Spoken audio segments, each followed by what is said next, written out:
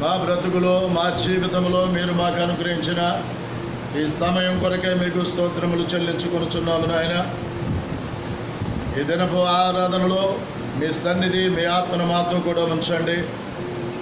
దైవ గ్రంథం మీది, ప్రతి అధ్యాయం మీది, ప్రతి వచనం మీది మేము నీ వారమై ఉంటున్నాము. నీ దయగల మాటలు నీ ఆత్మ ద్వారా మీరు మాకు అందించమని, సహాయం ఇచ్చామని మీ సన్నిధి, మీ ఆత్మనుంచండి. వినగలిగిన చెవులను, గ్రహింపగలిగినటువంటి హృదయమును మా ప్రభువా తండ్రి మీ నామములో మీరు మాకు అనుగ్రహించమని, సహాయం ఇచ్చేయమని ప్రార్థిస్తున్నాను. నీ సన్నిధి, మీ ఆత్మనుంచమని కృపాస్తాలకి, గాయపడిన చేతులకి నన్ను మమ్మల్ని అప్పగించుకుంటూ క్రీస్తునామని అడుగుచున్నాము తండ్రి. దేవునామని స్తోత్రం. దయచేసి మరి దేవుని యొక్క వాక్యమును మనం విందాం. మరి ప్రభు రాకడ దినాలలో మరి ఇదిగో మనము ప్రభు రాకడ దినాలలో మనం ఉన్నాం. ప్రభు రాకడ దినాలలో మనము ఎలా ఉండాలి, ఎలా ఉండకూడదు, ప్రభు రాకడ దినములలో మనము ఎలా ఉండాలి, ఎలా ఉండకూడదు అనేటువంటి దాని గురించి మరి యేసుక్రీస్తు ప్రభు వారి లోకములో ఉన్నప్పుడు ఆయన ఈ రీతిగా తెలియపరుచుచున్నాడు. ఆయన ప్రభు రాకడ దినములలో మనం ఏ రీతిగా ఉండాలి, ఏ రీతిగా ఉండకూడదు అనేటువంటిది యేసుక్రీస్తు ప్రభు మనకి తెలియపరుచుచున్నాడు. కావున ఏ దినమున మీ ప్రభు వచ్చునో మీకు తెలియదు గనుక మరి ఇదిగో ఈ ప్రకారంగా మెలకువగా నుండుడి. ఏ జామున దొంగ వచ్చునో ఇంటి యజమానునికి తెలిసి ఉండిన ఎడల అతడు మెలకువగా ఉండి తన ఇంటికి కన్నము వేయని ఎడని మీరు ఎరుగుదురు. చూడండి, యేసుక్రీస్తు ప్రభు చెప్పుచున్నటువంటి మాట మత్తయి సువార్త 24వ అధ్యాయము మరి ప్రకారంగా మరి 44-45 వచనములలో నుంచి మరి చదువుకున్న మాట. మరి ప్రకారంగా మరి 42 నుంచి కూడా మనం చదివినట్లయితే, కావున ఏ దినమున మీ ప్రభు వచ్చును మీకు తెలియదు గనుక. మనకి తెలుసా? మనకి తెలియదు. ఎందుకంటే కుమారుడికైనను తన లోకములో ఉన్నటువంటి దూతలకైనను కూడా తెలియదంట. ఎవరికి తెలియదంట అది. కనుక మరి ప్రకారంగా ఏ దినమున మీ ప్రభు వచ్చునో మీకు తెలియదు కనుక మరి ఎలా ఉండాలి అంటే, క్రైస్తవుడు అనగా ప్రభువుని ఎరిగినటువంటి వ్యక్తులు, ప్రభువుని నమ్మినటువంటి వ్యక్తులమైన మనము మెలకుగా ఉండాలి. నిద్రమత్తులుగా ఉండకూడదు, మెలకుగా ఉండాలి. అందుకనే మెలకువగా నుండుడే. చాలా మంది అంటే అజాగ్రత్తగా ఉంటున్నాం. జాగ్రత్తగా ఉండాలి, కనిపెట్టుకొని ఉండాలి. ప్రియమైన వారులారా, గమనించండి, గ్రహించండి. కనుక ఏ జామున దొంగ వచ్చునో ఇంటి యజమానునికి తెలిసి ఉండిన ఎడల అతడు మెలకుగా ఉంటాడు, నిద్రపోడు. దొంగ వస్తున్నాడు అని తెలిసినప్పుడు నిద్రపోతాడా? సర్లే, వస్తే రానిలే,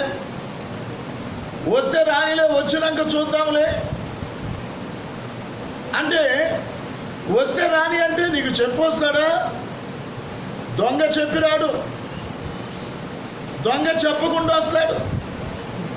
దొంగతనము చేసేటువంటి వ్యక్తి ఏం చేస్తాడు అంటే చెప్పిరాడు.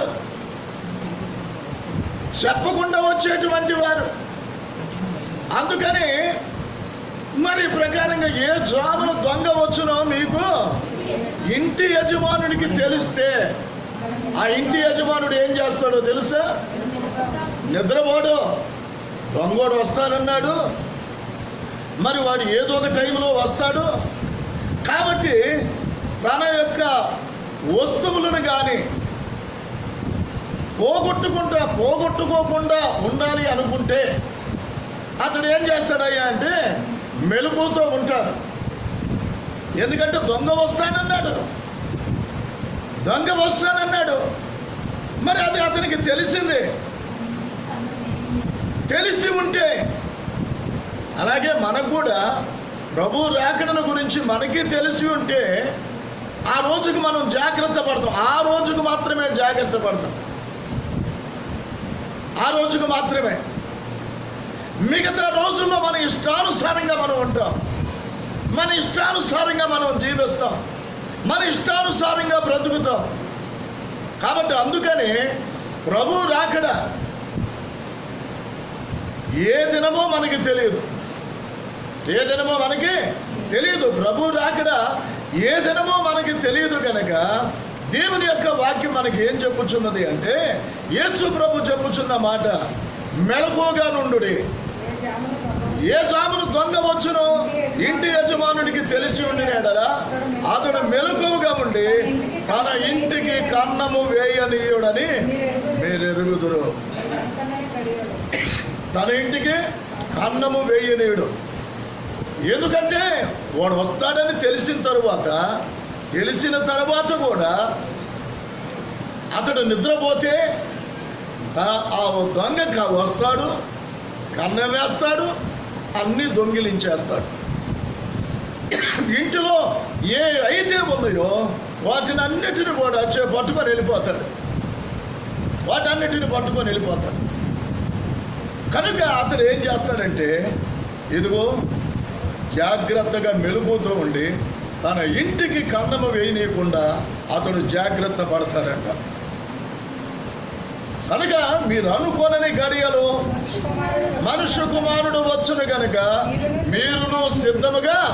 ఆ ఇంటి యజమానుడు ఎలాగైతే దొంగ వస్తాడని తెలుసుకొని మెలకుగా ఉండి తన ఇంటికి కన్నము వేయకుండా జాగ్రత్త పడతాడో, ఆ రీతిగానే ప్రభు యొక్క రాకడ కొరకు మనం కూడా ఏ రీతిగా ఉండాలంటే సిద్ధముగా ఉండాలి, సిద్ధపడి ఉండాలి.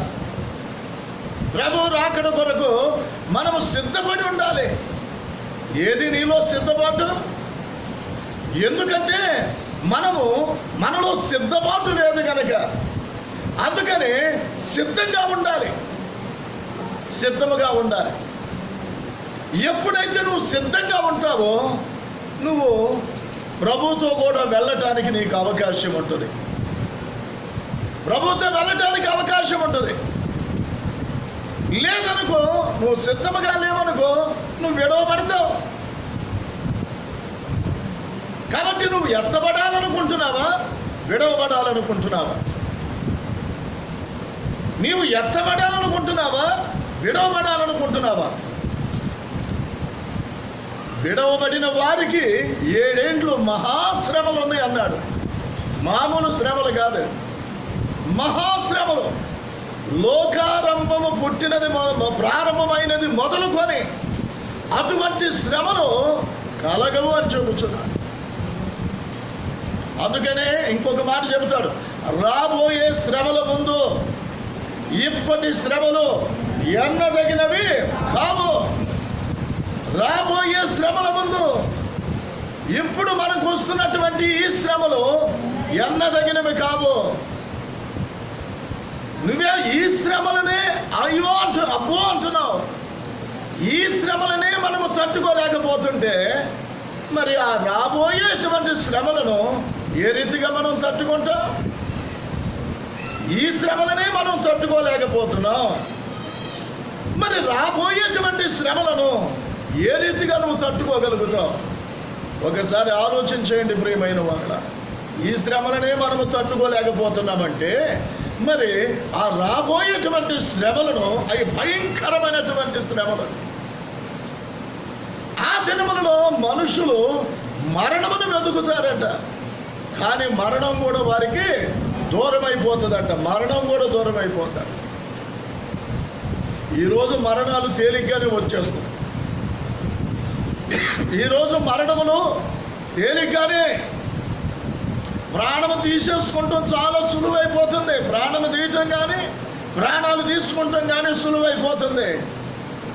ఆ దినమున మనుషుడు మరణమును వెతుకుదురు కానీ అది వారికి దొరకదు. ఇప్పుడు దొరికినట్టు అప్పుడు దొరకదు. ఎందుకంటే ఆ శ్రమలు తట్టుకోలేక మనిషి మరణించాలని చూస్తాడంట,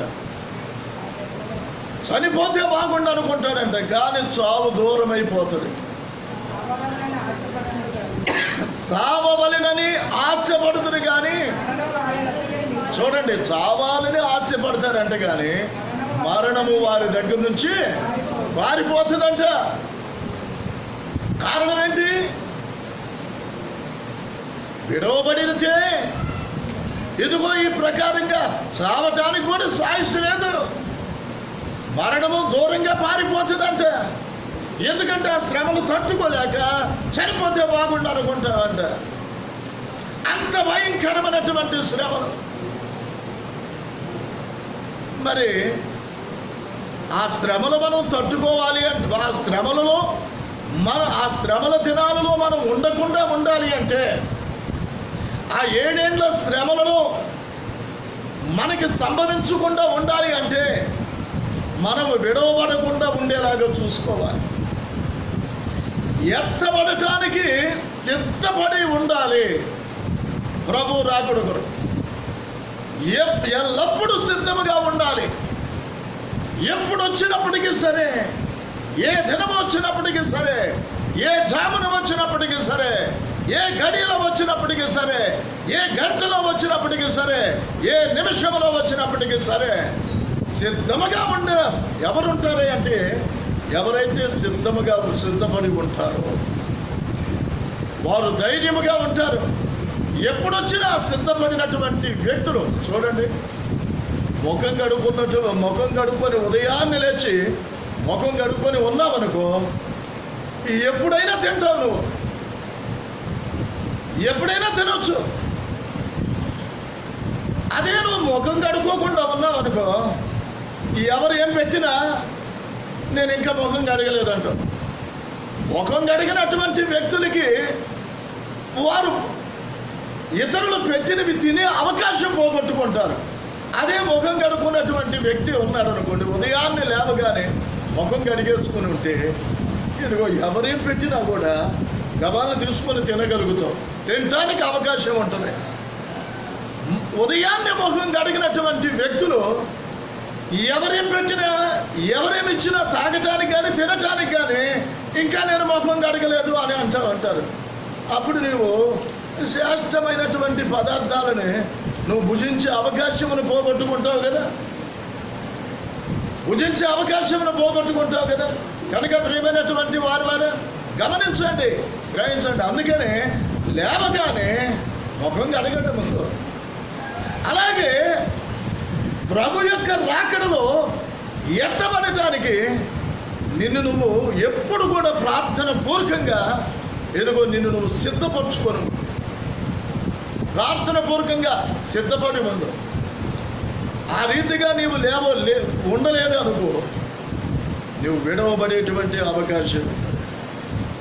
అందుకనే యేసుక్రీస్తు ప్రభు చెప్పాడు, ఆయన ఇదిగో యజమానుడు తన ఇంటి వారికి తగిన వేళ అన్నం పెట్టుటకు వారి పైన ఉంచిన నమ్మకమైన వాడును బుద్ధిమంతుడునైన దాసుడు ఎవడు? చూడండి, దాసుడు ఎవడు? యజమానుడు వచ్చినప్పుడు ఏ దాసుడు ఎలాగు చేయుచుండుట అతడు కనుగొనును, ఆ దాసుడు ధన్యుడు.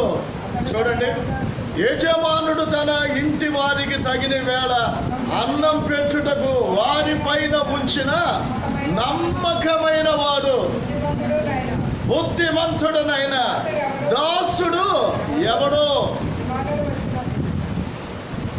యజమానుడు వచ్చినప్పుడు ఏ దాసుడు? అలాగంటే యజమానుడు తనకు ఏదైతే చెప్పాడో, యజమానుడు తనకు ఏది చెయ్యమని చెప్పాడో, యజమానుడు తనకి ఏది చేయటానికి తనకు అప్పగించాడో, ఇంటి వారు తగిన వేళ, తగిన వేళ కాదు, తగిన వేళ టైం చెప్పాడు. ఇదిగో పలాంటి టయానికి ఉదయం టిఫిను, మధ్యాహ్నం భోజనం, మరలా సాయంత్రం భోజనం, ఇలాగ తగిన వేళ చూడండి. అన్నం పెట్టుటకు ఇదిగో ఈ ప్రకారంగా ఆ అన్నం పెట్టుటకు వారి పైన ఉంచిన నమ్మకమైన వాడును బుద్ధిమంతుడైన దాసుడు ఎవడు? యజమానుడు వచ్చినప్పుడు ఏ దాసుడు అలాగూ చేస్తుంటాడు. యజమానుడు చెప్పినట్లుగా ఎవరైతే చేస్తా ఉంటాడో, యజమానుడు చెప్పినట్లు ఏ దాసుడైతే ఆ రీతిగా చేస్తూ ఉంటాడో, కాబట్టి దేవుడు మనకి ఏదైతే చెప్పాడో ఆయన రాకడ వరకు,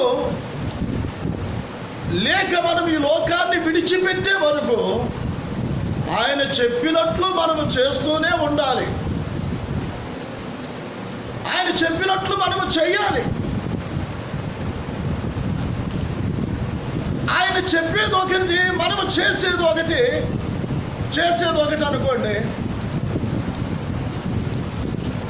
మరి ఇదిగో నేను చెప్పినట్లు చేయకుండా, అదే అంటాడు, నేను చెప్పినట్లు చేయకుండా ప్రభువా ప్రభువా అని మీరు నన్ను పిలుచుట ఎలా? నేను చెప్పినట్లు చేయకుండా ఒక్కసారి గమనించండి. యేసుక్రీస్తు ప్రభు చెప్పిన మాట అది. నేను చెప్పినట్లు చేయకుండా ప్రభువా ప్రభువా అని నన్ను పిలుచు ప్రతివాడు పరలోక రాజ్యంలోనికి ప్రవేశింపడు. కానీ పరలోకమందున్న నా తండ్రి చిత్త ప్రకారము చేయువాడే ప్రవేశిస్తాడు. నేను చెప్పినట్లు చేయకుండా మీ ఇష్టం వచ్చినట్లు మీరు చేస్తూ ఉంటే ప్రభువా ప్రభువా అని నన్ను ఎందుకు మీరు పిలవటం? నేను చెప్పినట్లు చేయకుండా, అంతేనా చెప్పింది ప్రభు? నేను చెప్పినట్లు మీరు చేయకుండా ప్రభువా ప్రభువా అని నన్ను పిలుచు ప్రతివాడు పరలోక రాజ్యంలోనికి ప్రవేశం. ప్రభువా అన్నంత మాత్రాన పరలోక రాజ్యానికి వెళ్ళేటువంటి అవకాశము లేదు. పరలోక రాజ్యానికి వెళ్ళే అవకాశం లేదు ప్రభువా అన్నంత మాత్రాన. మరి ఎవరికి ఆ అవకాశం? ఎవరికి అంటే పరలోకమందున్న నా తండ్రి చిత్తము చొప్పున చేయువాడు ప్రవేశిస్తాడు. వారికి ఎవరైతే తండ్రి చిత్తము చొప్పున చేస్తూ ఉంటారో, ఏదైతే చెబుతాడో దానిని ఎవరైతే చేస్తూ ఉంటారో తండ్రి చిత్తము చొప్పున చేయువారే ప్రవేశిస్తారు. ఒక్కసారి గమనించండి. అలాగే అంటాడు, ఈయన మాటలు విని కూడా వాటి చొప్పున చేయని వాడు. కాబట్టి ఈయన మాటలు విని వాటి చొప్పున చేయని ప్రతి వాడు. ఒక్కసారి గమనించండి ప్రియమైనటువంటి వారు, ఒక్కసారి గమనించండి, గ్రహించండి. ఈ నా మాటలు విని కూడా అలాగే చెయ్యని ప్రతివాడు. అర్థమైందా? చెయ్యని ప్రతివాడు. విని కూడా వింటున్నావు. ఎన్నిసార్లు వింటున్నావు?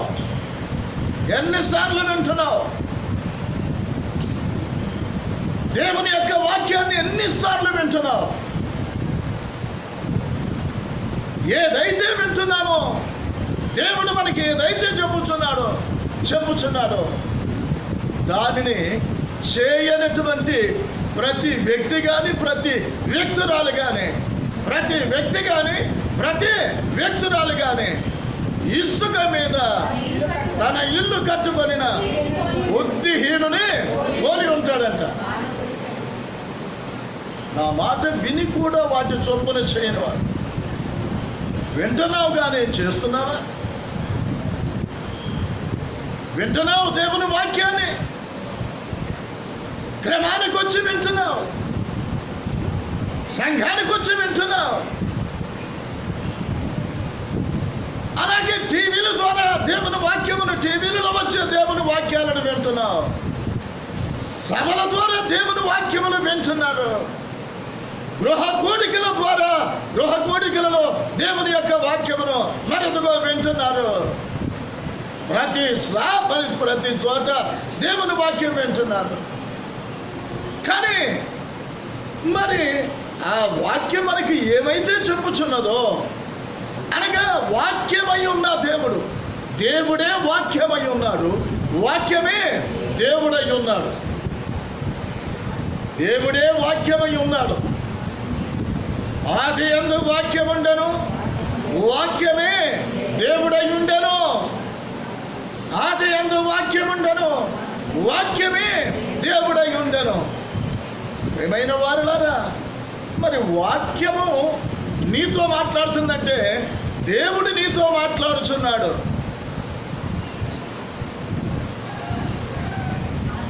వాక్యం ఉంది, వాక్యమే దేవుడై ఉండెను.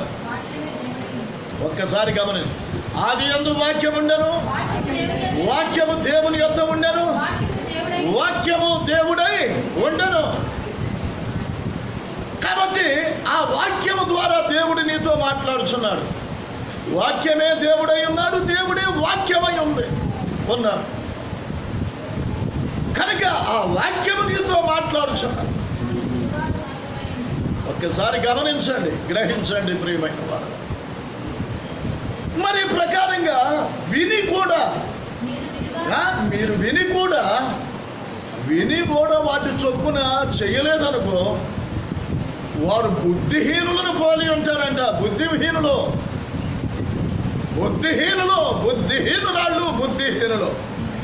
అరే, దేవుడు చెప్పుచున్నాడు తన వాక్యం ద్వారా, తన ఆత్మ ద్వారా దేవుడు చెప్పుచున్నాడు. కాబట్టి మేము ఈ రీతిగా నడుచుకోవాలి, మేము ఈ రీతిగా చెయ్యాలి అనేటువంటిది. మరి అలా చేయనటువంటి వ్యక్తుడు ఏమవుతాడు అనేది యేసు ప్రభు చెప్పుచున్నాడు తెలుసా? యేసుక్రీస్తు ప్రభు చెప్పుచున్నటువంటి మాట ఇది. ప్రియమైన వారుల మత్తయి సువార్త 7వ అధ్యాయం 26వ వచనంలో వ్రాయబడిన మాట, యేసు ప్రభు చెప్పుచున్న మాట. ఆయన ఈ లోకములో ఉన్నప్పుడు ఇదిగో ఆయన జన సమూహము ఆయన దగ్గరకు వచ్చేవారండి. బహుజన సమూహము ఆయనని వెంబడించేవారు. బహుజన సమూహము ఆయన మాటలు వినటానికి వచ్చేవారంట. బహుజన సమూహము ఆయన మాటలు, ఆయన శిష్యులే కాకుండా బహుజన సమూహము ఆయనతో కూడా మరి ఆయన మాటలు వినుటకు అనేక మంది వచ్చేటువంటి వారట, అనేక మంది. అప్పుడు వారికి ఆయన చెప్పుచున్నటువంటి మాటలు బహుజన సమూహముతో, ఈ నా మాటలు విని కూడా వాటి చొప్పున చేయని వాడు. మరి వింటున్నావు, చేస్తున్నావా? వింటున్నావు కదా, వాక్యమే దేవుడై ఉన్నాడని, దేవుడే వాక్యమై ఉన్నాడని వింటున్నావు. మరి ఎందుకని నువ్వు చేయలేకపోతున్నావు? అరే, దేవుడు నాకు చెప్పాడు, నన్ను క్రమంగా నడవమన్నాడు, నేను నడవాలి. నన్ను క్రమం పాటించమన్నాడు, నేను పాటించాలి. నన్ను వెంబడించు అని ప్రభువు చెప్పాడు. శిష్యులు సమస్తమును విడిచిపెట్టి ప్రభుని వెంబడించారు. నన్ను వెంబడించుడే అని ప్రభు చెప్పాడు. వారు తమ ధోనిలను, వారు తమ వలలను విడిచిపెట్టి, తమ యొక్క వృత్తులను, తమ ఉద్యోగాలు కూడా విడిచిపెట్టి యేసుక్రీస్తు ప్రభుని వెంబడించారు. ఒక్కసారి గమనించు, ఒక్కసారి గ్రహించు. నువ్వెందుకని ప్రభు నన్ను వెంబడించండి అని చెబితే వెంబడించడానికి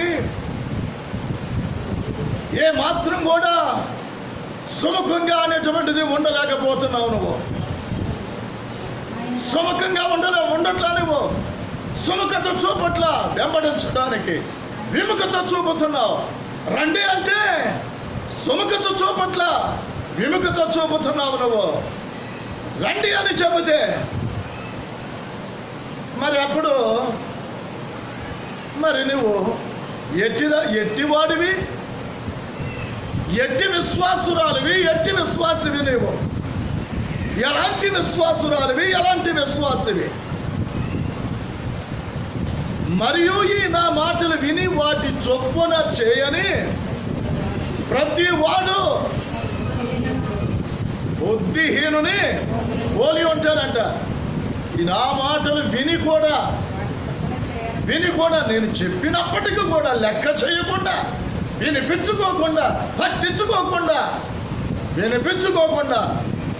లెక్క చేయకుండా, అంటే లెక్క చేయట్లా నువ్వు దేవుడు చెప్పిన మాటనే, తన ఆత్మ ద్వారా చెప్పిన మాటను కానీ, తన వాక్యము ద్వారా దేవుడు నీతో చెప్పిన మాటను కానీ నువ్వు లెక్క చేయనప్పుడు ఇక నువ్వు విశ్వాసమేంటి, నువ్వు విశ్వాసురాలవేంటి? అది నీకే నష్టంగా. అలాగా చెయ్యనప్పుడు నీకే నష్టం. నువ్వే నష్టపోయేది. సహోదరుడా, సహోదరి, గమనించు, గ్రహించు, నువ్వే నష్టపోతావు. ఆయన చెప్పినట్లు నువ్వు చేయకపోయినట్లయితే నీకే కదా నష్టం. ఆయన నడవమన్నట్లుగా మనం నడవకపోతే మనకే కదా నష్టం, ఇంకెవరికి నష్టం? నీకు అర్థం కావట్లేదా? నీకు అర్థమవుతుందా? అర్థం కావట్లేదా? ఆయన చెప్పినట్లు మనం చేయకపోతే, ఆయన మాట విని కూడా ఆయన చెప్పినట్లుగా మనం చేయకపోతే,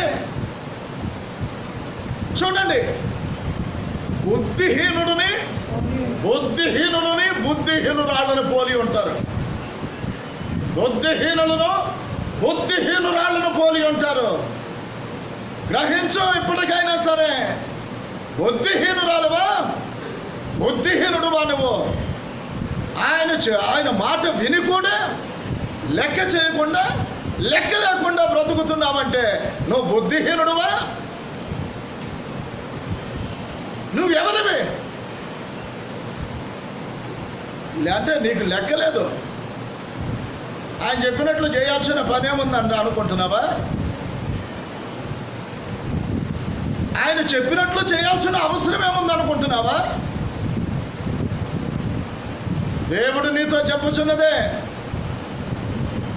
అర్థమైందా?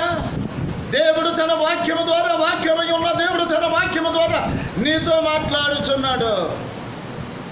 గ్రహించు, ఇది దేవుడు నాతో చెప్పిన మాట కాబట్టి నేను దేవుడు చెప్పినట్లు చెయ్యాలి. నా జీవితంలో ఎటువంటి నష్టములనేటిది లేకుండా చూసుకోవాలి. ఏ విధమైనటువంటి నష్టములనేటువంటిది నాకు కానీ నా కుటుంబానికి కానీ జరగకుండా నేను చూసుకోవాలి అన్నటువంటి విధానం అనేటువంటిది ఒక విశ్వాసి జాగ్రత్త పడుతుంది. ఒక విశ్వాసుడు జాగ్రత్త పడతారు.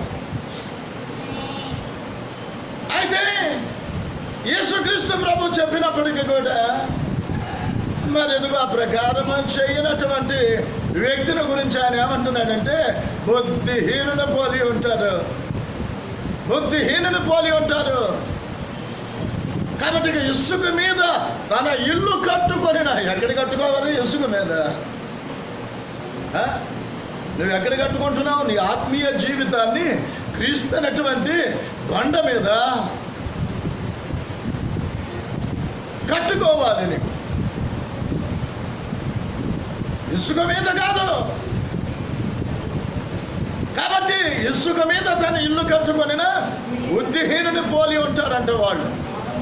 వాని గురించను వరదలు వచ్చను, గాలి విసిరి ఆ ఇంటి మీద కొట్టగా వెంటనే, ఎందుకంటే దాని పునాది ఇసుక మీద కట్టుకున్న ఇళ్ళు ఎక్కడ ఉంటాయండి? ఇసుక మీద కట్టుకున్నటువంటి ఇల్లు ఎక్కడ ఉంటాయి? ఒకే ఒక దెబ్బకి కోలిపోతాయి అంతే. నువ్వు అక్కడ ఏమవుతుంది? ఎంత నష్టం అండి! ఎంత నష్టం నీకు కలుగుతుంది? అదే దేవుడు చెప్పిన మాట చొప్పున, దేవుని మాట విని వాటి చొప్పున చేయు ప్రతివాడు బండ మీద తన ఇల్లు కట్టుకొనిన బుద్ధిమంతుడిని పోలి ఉంటాడు. దేవుడు చెప్పిన ప్రకారంగా దేవుని మాట విని వాటి చొప్పున చేయు ప్రతివాడు. నువ్వెక్కడ కట్టుకుంటున్నావో తెలుసా? క్రీస్తు అనేటువంటి బండ మీద నీ ఇల్లుని, నీ ఆత్మ సంబంధ జీవితాన్ని నువ్వు కట్టుకున్నప్పుడు ఏదియో నిన్ను పడగొట్టగలిగినటువంటి అవకాశము. ఎందుకంటే లోకములో మన భక్తి జీవితంలో, మన ఆత్మ సంబంధమైన జీవితాలని పడగొట్టడానికి లోకములో అనేకమైనవి ఉన్నాయి. మనల్ని భక్తిలో పడగొట్టడానికి, మన విశ్వాసంలో దిగజారిపోయేలాగా చేయడానికి లోకములో అనేకమైనవి ఉన్నాయి. మనమును దేవునిలో నిలవకుండా, దేవునిలో నడవకుండా, దేవునిలో ముందుకు సాగకుండా మనల్ని పడగొట్టేవి లోకములో ఎన్నో ఉన్నాయి. ఏ వ్యక్తి అయితే యేసుక్రీస్తు ప్రభువారు చెప్పిన ప్రకారముగా ఏ వ్యక్తి అయితే అదిగో చేస్తాడో ఆ రీతిగా బండ మీద తన ఇల్లు కట్టుకొనిన బుద్ధిమంతుడిని పోలి ఉంటాడు. నా మాటలు విని కూడా వాడు చొప్పున చేయనివాడు, చేయు ప్రతివాడు. చేస్తుంటే సహోదరుడా, నువ్వు ప్రభు చెప్పిన ప్రకారంగా చేస్తూ ఉన్నట్లయితే నీ యొక్క ఇంటిని నువ్వు బండ మీద కట్టుకుంటున్నావు. ఒక్కసారి గమనించండి, ఒక్కసారి గ్రహించండి. బండ మీద తన ఇల్లు కట్టుకొనిన బుద్ధిమంతుని పోలి ఉండును. వాన వచ్చును, వరదలు వచ్చును, గాలి విసిరి ఆ ఇంటి మీద కూర్చొను. దాని పునాది బండ మీద వేయబడిన గనుక అది పడిపోలా. అర్థమైందా? స్థిరముగా ఉన్నది, నిలిచి ఉన్నది.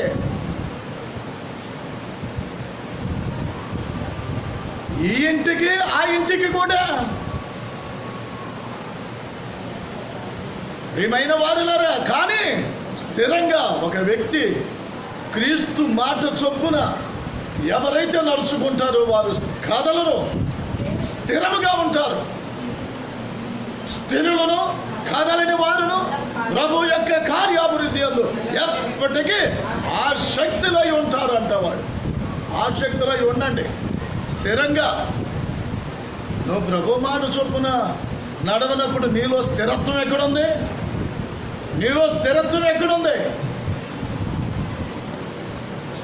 స్థిరత్వం అనేది మనిషికి లేదు. ఒక విశ్వాసి ఎప్పుడు కూడా స్థిరత్వం కలిగి ఉండాలి, స్థిరుడుగా ఉండాలి. దేవునిలో స్థిరముగా ఉండాలి. ఏది నీ మనస్సు స్థిరంగా ఉందా? మనసు స్థిరంగా లేనివాడు, మనసు స్థిరంగా లేని స్త్రీ, మనుషులు ఇంకా స్థిరంగా ఏముంటారు? వారి మాట కూడా స్థిరంగా ఉండవు. జాగ్రత్త. ఏమనుకుంటున్నారు? ఒక్కసారి గమనించండి, గ్రహించండి ప్రియమైనటువంటి వారులారా. ఆ మాట విని కూడా ఆ చొప్పున చేయనప్పుడు ఎదుగో నీవు బుద్ధిహీనుని పోలి ఉంటావు, బుద్ధిహీనురాలను పోలి ఉంటావు. అలాగే దేవుడు చెప్పినట్లుగా నువ్వు చేసినట్లయితే, నడిచినట్లయితే, జీవించినట్లయితే బుద్ధిమంతుడిని పోలి ఉంటావు. నీకు ఎలాంటి నష్టం అనేటువంటిది ఏమాత్రం కూడా అంటున్నాడు. ఉపమానంగా యేసుక్రీస్తు ప్రభువు చెప్పుచున్నాడు. ఏ దాసుడు అలాగే చేస్తాడో ఆ దాసుడు ధన్యుడు. అతడు ఆ యజమానుడు అంట తన యావదాస్తి మీద అతన్ని నియమిస్తాడంట. యావదాస్తి. నమ్మకమైన వాడు బుద్ధిమంతుడు. ఒకసారి గమనించండి, గ్రహించండి. మరి చూడండి, తన యావదాస్తిని ఎలియాజరు చేతికి అప్పగించాడు. ఎలియాజరునే ప్రియమైనటువంటి వారులారా. ఎందుకని? ఎలియాజరు నమ్మకమైన వాడు, బుద్ధిమంతుడునైనా మంచి దాసుడు.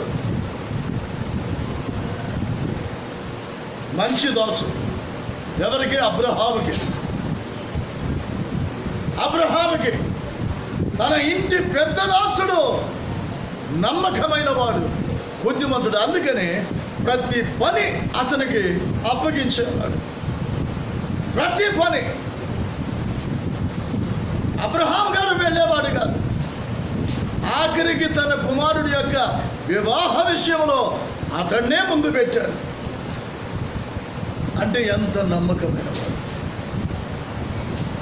వాడు, మంచి దాసుడు. ప్రియమైనటువంటి వారులారా గమనించండి, గ్రహించండి. ఏ దాసుడు యజమానుడు వచ్చినప్పుడు, ఏ దాసుడు యజమానుడు చెప్పిన రీతిగా చేస్తూ ఉంటాడో ఆ దాసుడు ధన్యుడు. అతడు తన యావదాస్తి మీద, అయితే దుష్టుడైన ఒక దాసుడు నా యజమానుడు ఆలస్యము చేయుచున్నాడని తన మనసులో అనుకొని ఇదిగో తన తోటి దాసులను కొట్ట మొదలుపెట్టి త్రాగుబోతులతో తినుచూ త్రాగుచూనుంటే, చూడండి, యజమానుడు చెప్పిన పని వదిలేసి, యజమానుడు చేయమన్నది వదిలేసి తన ఇష్టం వచ్చినట్లుగా, తన ఇష్టం వచ్చినట్లు. చూడండి, అరే నిన్ను నమ్మి నీకొక పనిని నీకు అప్పగిస్తే దానిలో నీవు నమ్మకంగా ఉండాలి, నమ్మకంగా చెయ్యాలి, నమ్మకంగా చేయాలి. కానీ నా యజమానుడు ఆలస్యము చేయుచున్నాడని తన మనసులో అనుకొని ఇప్పుడే రాడులే, ఆలస్యంగా వస్తాడు,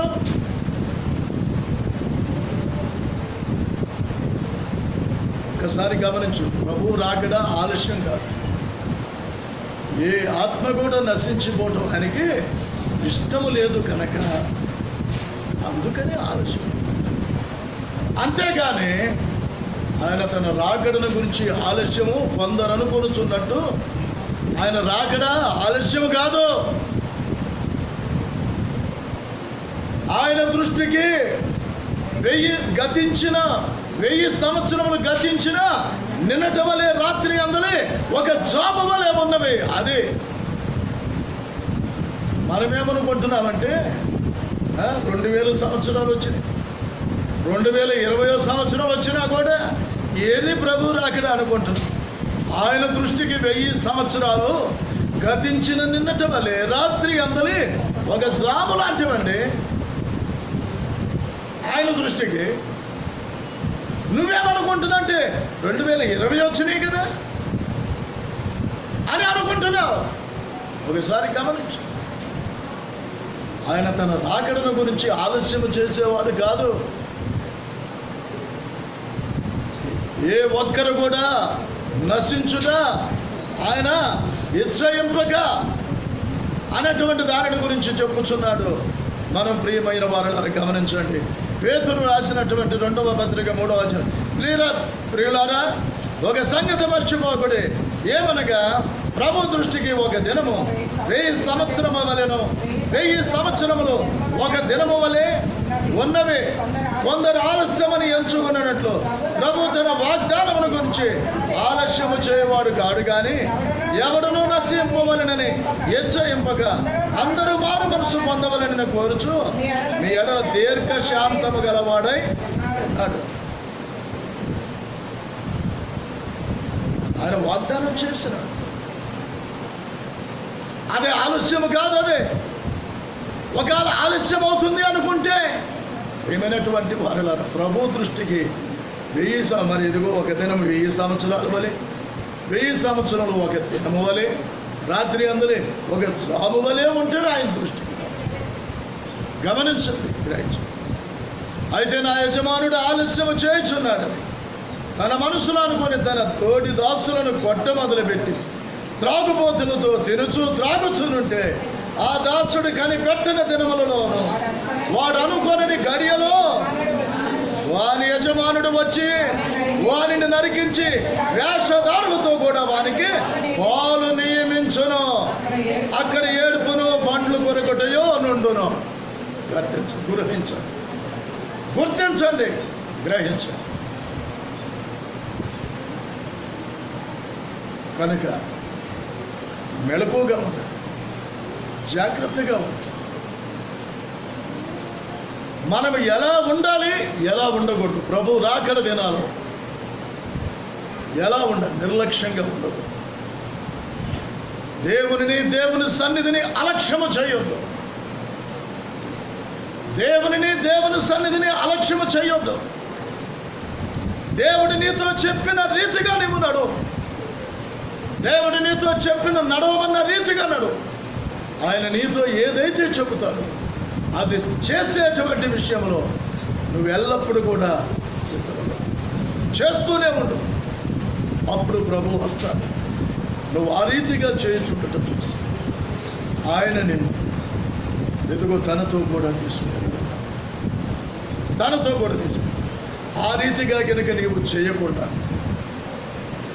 నీ ఇష్టం వచ్చిన రీతిగా జీవిస్తూ నీ ఇష్టం వచ్చినట్లుగా రావటం, నీ ఇష్టం వచ్చినట్లుగా వెళ్ళటం, నీ ఇష్టమా భక్తి నువ్వు చేయాల్సింది నీ ఇష్టం వచ్చినట్ల, దేవుడు చెప్పినట్ల నీ ఇష్టం వచ్చినట్లు నడుస్తావా? దేవుడు చెప్పినట్లు నడుచుకుంటావా? అంటే భక్తి విషయం నీ ఇష్టమా? జాగ్రత్త. నీ ఇష్ట ప్రకారంగా కాదు, దేవుని చిత్త ప్రకారం. నా మాట విని కూడా వాటి చొప్పున చేయకూడదు. బుద్ధిహీనులు పోలి ఉంటాడు. నా మాట విని వాటి చొప్పున చేసిన వాడు బుద్ధిమంతుడిని పోలి ఉంటాడు. వాడికి నష్టం కలగదు. ఏ విషయంలో కూడా వారికి నష్టం అనేది కలగదు. మరి ఈరోజు నీవు నీ నష్టానికి కారణమేంటి? నీ కష్టాలకి కారణమేంటి? నీ శ్రమలకి కారణం ఏంటంటే దేవుడు కాదు.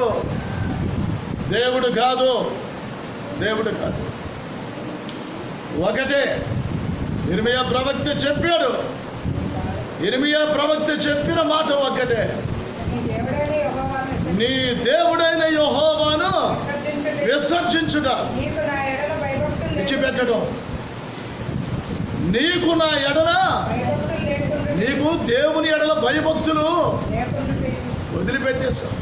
దేవుని సన్నిధిని విడిచిపెట్టేశావు. నీకు నా ఎడల, ఒక విశ్వాసికి దేవుని యందు భయభక్తులు అనేటువంటిది ఉండాలి. ఒక విశ్వాసం దేవుని యందు భయభక్తులు ఉండాలి.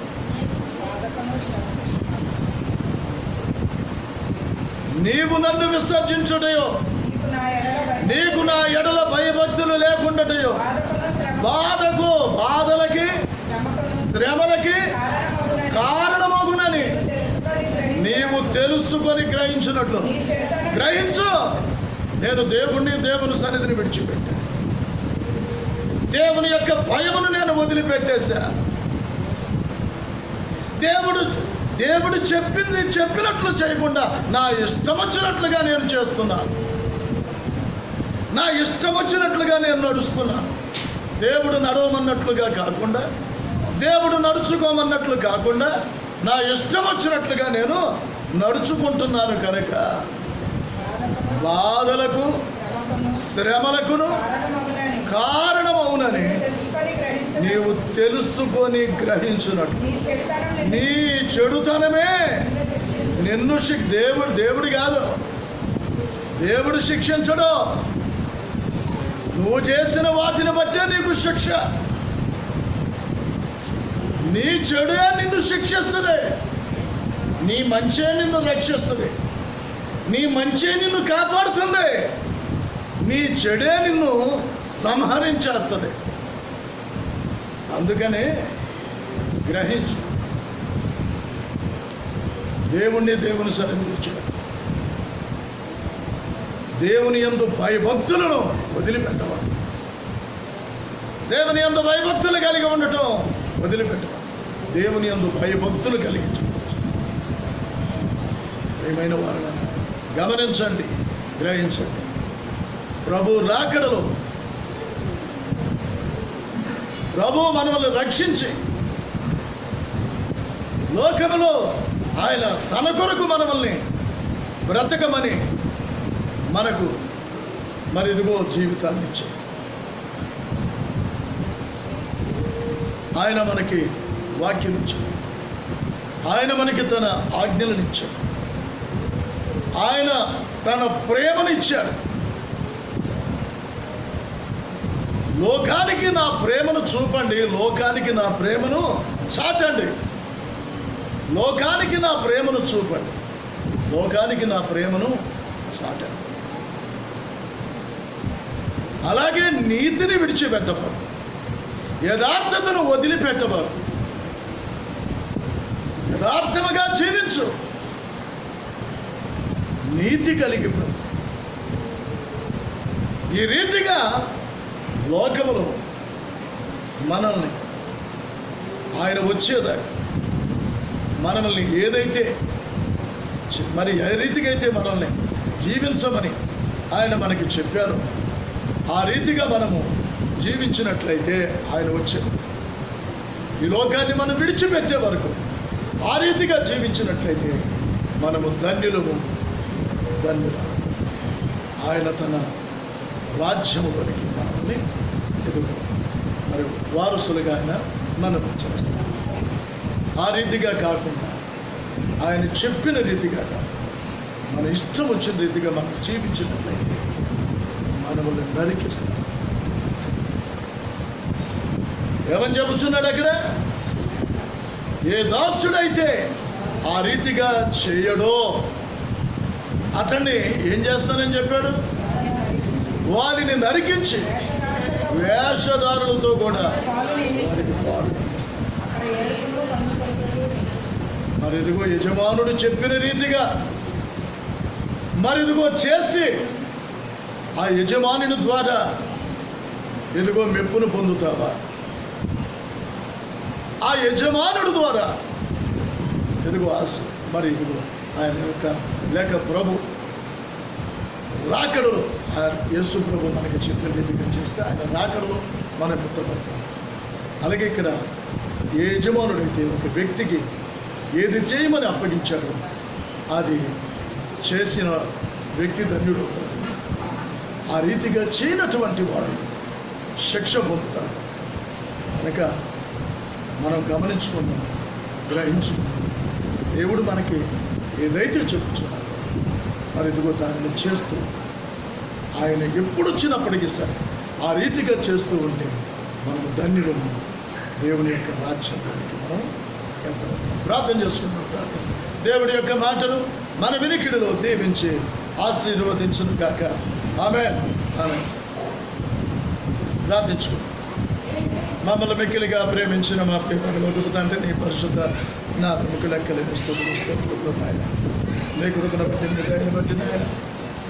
ఎదుగో మా ప్రభు, ఏ దినమున మీ ప్రభు వచ్చినా మీకు తెలియదు కనుక మీరు మెలకువగా ఉండమన్నారు. దొంగ మా ప్రభు ఎప్పుడు వస్తాడు? ఆ ఇంటి వారికి తెలిసిన ఎడల, ఇంటి యజమానునికి తెలిసిన ఎడల అతడు మెలకువగా ఉండి తన ఇంటికి కన్నము వేయనీయకుండా జాగ్రత్త పడతాడు.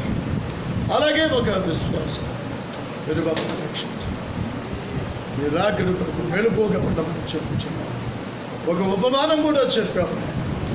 ఇదిగో యజమాని, ఇదిగో మా ప్రభు ఒక దాసుడు తన ఇంటి వారికి తగిన కాలం అన్నం పెట్టుటకై మా ప్రభు నమ్మకమైన వాడు బుద్ధిమంతుడనైన దాసుడు ఎవడు? వారి యజమానుడు వచ్చినప్పుడు ఏ దాసుడైతే యజమానుడు చెప్పిన ప్రకారంగా చేస్తూ ఉంటాడు ఆ దాసుడు ధన్యుడు.